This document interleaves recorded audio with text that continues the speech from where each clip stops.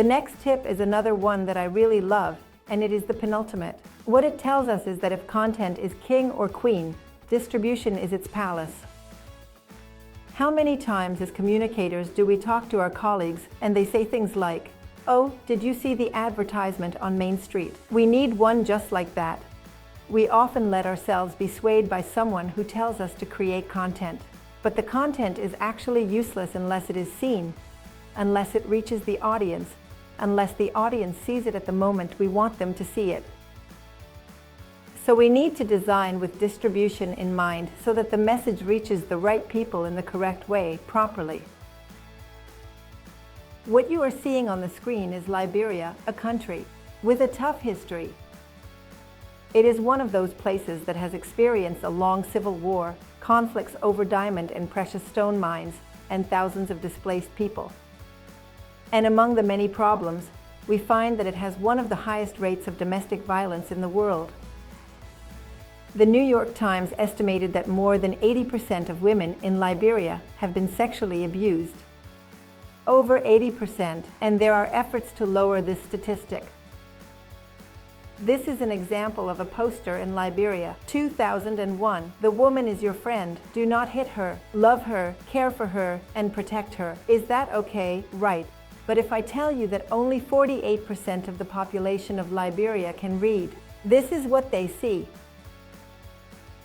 See another photo. See a man hitting a woman in a photo, and this poster every 100 meters. Is that the correct distribution? Spectaculars with lyrics. I think we could all conclude that it is not. Now let's look at the alternative that was created. First, it was necessary to find a reliable source. And there was a man, a music singer who was very famous in Liberia, named Talkin J. He stayed in Liberia during the Civil War. He was the son of a single mother. Talkin means brother in the Liberian language.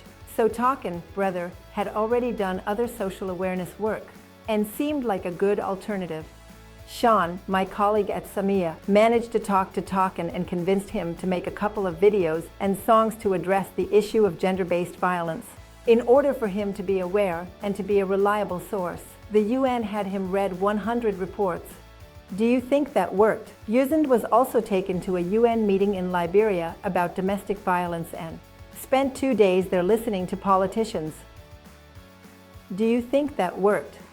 And they finally took her to a rehabilitation center for young women where they taught them life skills. They were taught to read, to write, and were given psychological support because most of them had been abused. There were about 30 girls at the center, and he spent 2 days talking with them. 1,000 of them loved him because he was finally a pop star and very famous. And for Talkin J, it worked. He composed and recorded a song that was played on the radio, on YouTube, and is still being shared on social media to this day. In addition to listening to the song, the stations invited him, and he gave interviews where he spoke from the bottom of his heart. 6 months after the release of the first song, Talkin received a letter one day from a woman named Sirleaf Johnson, who, by the way, was the first female president in Africa, inviting him to be the national spokesperson against violence in Liberia. There are many ways to distribute content. One of the things I did when I was the director of Fonset was to create coloring books. These books were given to environmental education groups that conducted tours in the communities, and they were the ones who distributed these books as part of their message.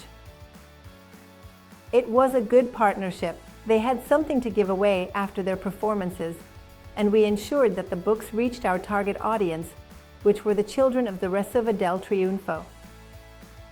The children would take that book home, and there they would talk about the play they had seen, and the book served as a reminder of the conservation message that was being promoted. For distribution, it is crucial to find your allies who will help you get your message to more people. In the case of the coloring books, it was the groups of young people. For the Nature for All campaign, it has been the nearly 500 members who have joined. In the case of comics with the Sustainable Development Goals, It was the partnership with the Ministries of Education and UNICEF. And for a small NGO, it can be its collaborators, its donors, some colleagues, or the members of its board of directors who will be the first to comment on and share the message. In the following tip, I will talk about the Wild for Life campaign that raised awareness about illegal wildlife trafficking in Ivory. And later I will give you more details about the campaign, but right now I will only talk about one of its distribution strategies where they formed a partnership with a company.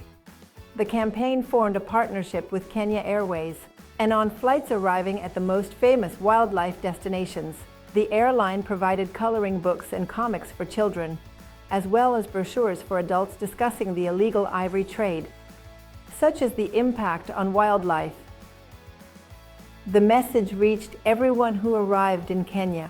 And just as an additional note, remember that children are a perfect bridge to reach adults. Those of us with children know that when a child wants something or gets excited about something, we will hear them talk about it or asking for it for many days. With this, we conclude this tip, and I'll see you in the next video.